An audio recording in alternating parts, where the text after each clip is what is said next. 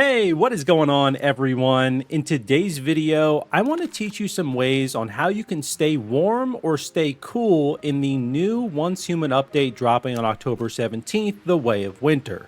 Now, really quickly, I just want to thank Starry Studio for giving me access to this test character on this test server so I could provide this content for you ahead of time. Also, I will be live streaming The Way of Winter on launch day on Twitch and YouTube, so be sure to subscribe and follow so you get notified when I go live for that. But without further ado, let's get into it. So the first thing to keep in mind is that there are things in the game that affect your cold and heat resist temperature ranges, and then there are other things that will affect your overall temperature. So you'll notice in the top right, there is a new temperature gauge right beneath the minimap. This is going to be your guide as you explore through the map for the Way of Winter. So you'll notice in the top left of that gauge there is a dark blue, and then there's kind of a lighter blue, and then there's a gray, and then we kind of have a lighter red, and then a darker red on the right side. As well as your overall temperature right in the middle there, you can see I'm currently at 5 degrees Celsius. So if you head into your backpack, you'll get an explanation of what these different ranges mean. So you can see my character is currently in the cozy state because I'm currently between 0 degrees and 30 degrees. If I were to drop below 0 degrees, I would enter the chilly state where I would slowly have my body temperature drop. And then I would eventually enter the frost state where eventually I would get hypothermia and I would start losing health and I would die. And then on the other side of things, if I went above 30 degrees, I would enter the heat state and my character's body temperature would rise slowly until I entered the blaze state where I would eventually get heat stroke and my sanity buildup would be so high that I would eventually die. So there are certain things that you can do in the game for cold and heat resist that will change these temperature ranges for each state. And then there are also other things, like I mentioned, that just affect your overall temperature. So first, let's talk about the things that affect your cold and heat resist that can actually change these temperature ranges. So the first thing that actually came to my mind when I started playing, it probably came to yours, is wearing different types of armor can affect your cold and heat resist. Now, only the chest piece and the legs piece can actually have different effects that affect your cold and heat resist. So if I head into the top piece right here, and if I choose any of these, you'll see there is a new category here for different types of hide. So based on the different types of animals that you kill in the world, and when you actually go and loot them, you will get all these different types of hide, everything from different types of alligators to different types of wolves to different types of deer. So you can see for the chest piece here, most of these things either have cold resist on them or they have heat resist on them. Now, depending on the type of hide that you actually use, so if I clicked on crocodile hide right here and I scroll down, you can see this has heat resist and burn resist of +10. Also, dampen duration is +50%. So some of these have little extra perks there, but most of them will just have the heat resist and burn resist or cold resist and frost resist. So if I were to choose something else here, let's say the bear skin, you can see this is cold resist and frost resist of +10. If I chose regular rawhide here, this just has +5 for heat resist, so you can see it varies depending on the type of material that you're actually going to use. Now, there's another great Once Human creator, Mr. Kraken, that has put together an entire spreadsheet of all the different effects that you can get from the different types of hide, so I will link that spreadsheet as well as Mr. Kraken's channel in the description down below. I highly recommend you go check out his videos and support him. And then if we head over to the leg section here, you can see if I choose the hide category, there's also all the similar sort of stuff with cold and heat resist here based on the type of hide that you actually want to use. And if I go over to helmet here, you will see that if I choose the hide section, these aren't for cold or heat resist. They're going to be really focused on like damage reduction. And then if we head over to gloves, you'll see that these are mainly focused on like yield boost and things like that, gathering speed. So it's really only the top and the bottoms that can actually have cold and heat resist applied to them with different types of hide. There is also a new armor set called the Blackstone set that you can apply, and you can see that the first effect for it is cold and heat resist +2.5. So you can have this plus the different types of hide stack on top of each other so that you get more cold or heat resist.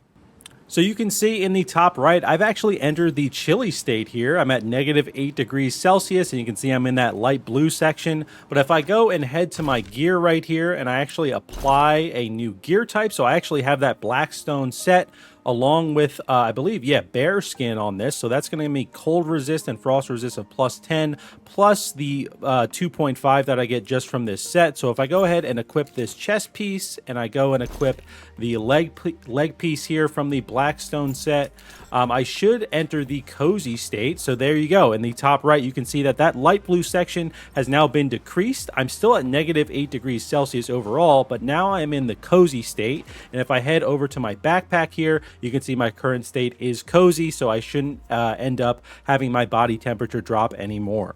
So like I mentioned earlier, anything that's really going to affect your cold or heat resist is going to affect those different ranges where you enter these different temperature states. So in addition to gear affecting your cold and heat resist, of course, we have some new gatherable plants that can do the same thing, and you can use those plants in new recipes that also can help your cold and heat resist. So some of these new gatherable plants here are Sunny Ginger, which can affect your cold resist. You have Mint, which affects your heat resist. Spike Mato, which affects your cold resist. Ice Melon, which affects heat resist, and then the last one here is a polar pepper that you can find that affects your cold resist.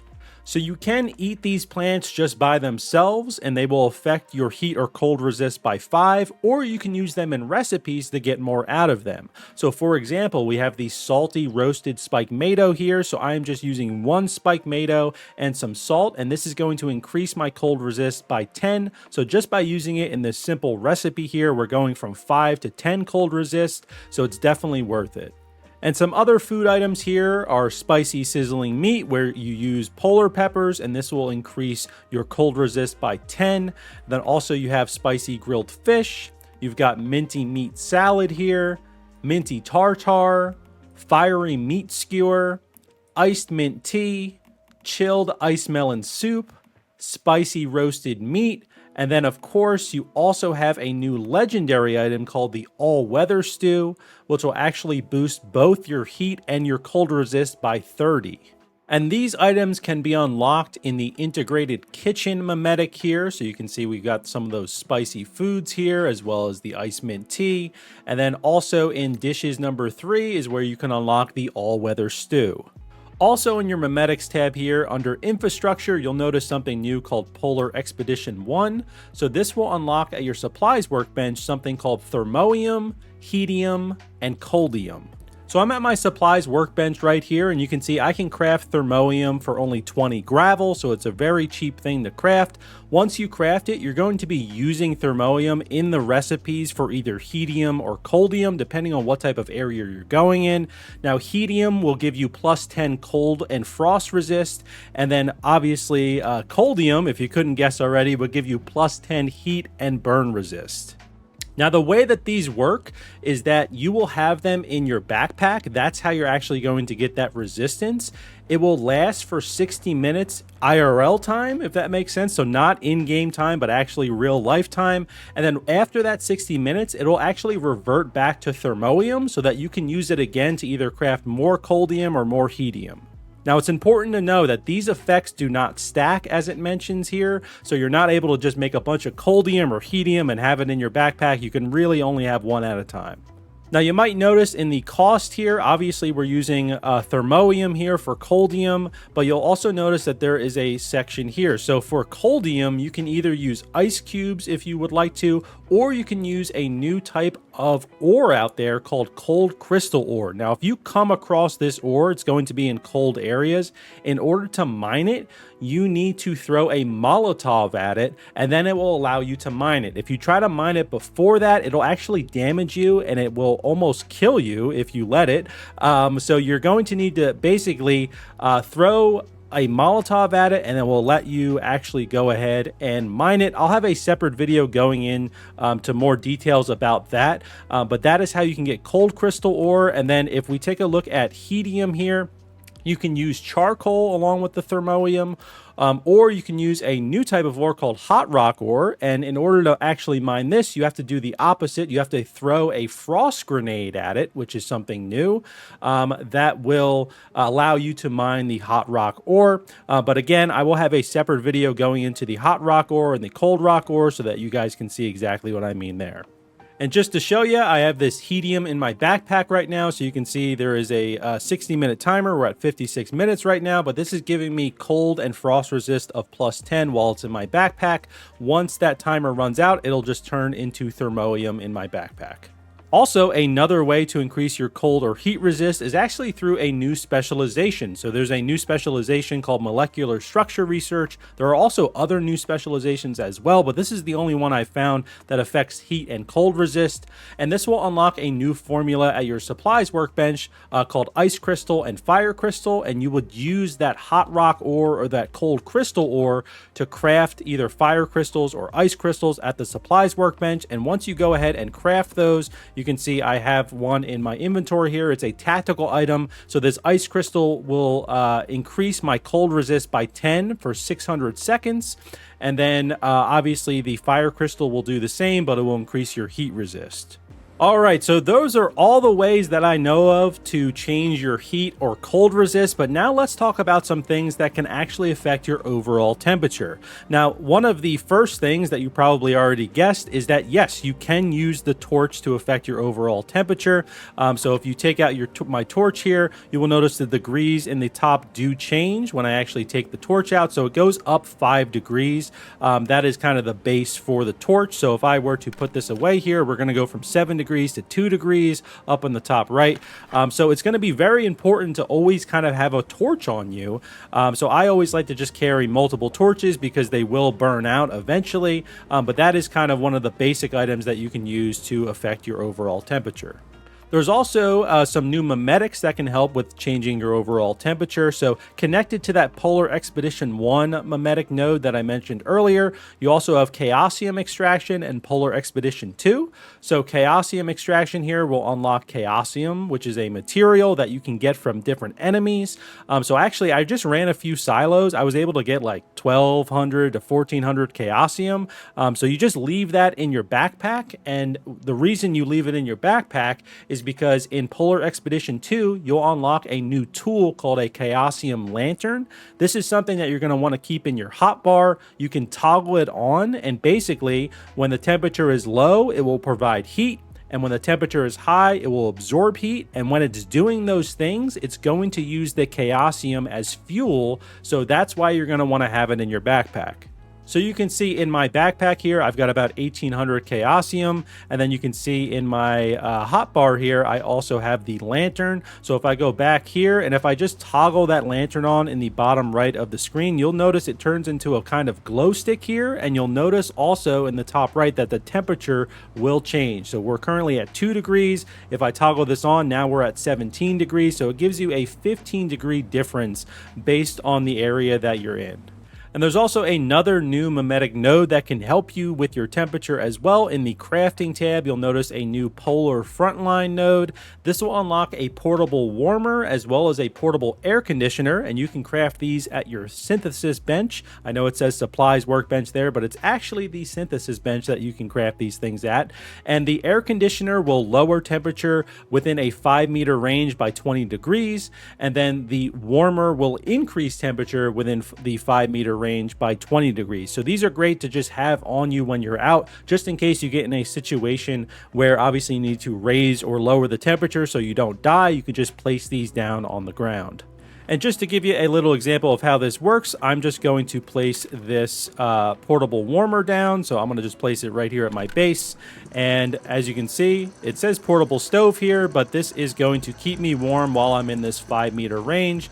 So you can see we're at 22 degrees. And if I left this, this would then drop back down to 2 degrees. So we're getting that increase of 20 degrees just by being directly in this kind of radius of this portable warmer. And I'm not sure on the exact time of how long these things last, but it definitely would last a few minutes at least, so that should buy you enough time to figure out your next move. And some other new mimetic nodes that can help affect your temperature are in the building tab here. So we have temperature control 1, which unlocks a campfire facility that you can place down at your base. And then we also have temperature control 2, which unlocks a simple vintage stove that you can also place at your base. Temperature control 3. So these are things that you need to attach to electricity. So you have a cooling fan as well as an electric heater.